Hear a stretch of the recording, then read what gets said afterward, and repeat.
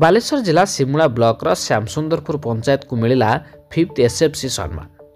जिलापाल सूर्यवंशी मयूर विकासों सुहस्तरे गौरवमय कोसंब 2025 मेलार पंचम राज्य अर्थ कमिशन योजन सठिक तथा सर्वाधिक खर्च कर श्यामसुंदरपुर पंचायत को जिलार प्रथम स्थान पर सरपंच श्रीमती सुकांती नायकों को सम्मान प्रदान करते। सरपंच ब्लॉक प्रशासन और पंचायतवासी को धन्यवाद जणाइछन्ति।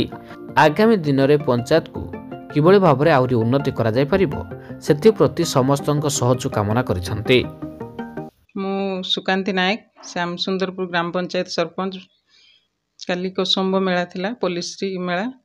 काली जिलापाल महोदय और व्यक्ति उपस्थित थिले।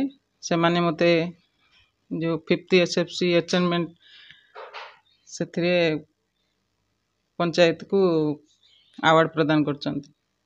बालेश्वर जिले में आम पंचायत 1 नंबर थिबारु मु आम समस्त ब्लॉक स्टाफ समस्त को धन्यवाद जनाऊँगी। आम पंचायत किभଳି भाବରେ आगକୁ ଯିବ मु प्राणप्राणे चेष्टा करी।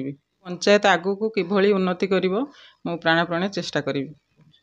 एथिपाई मु समस्तंकर सहयोग कामना करूछि।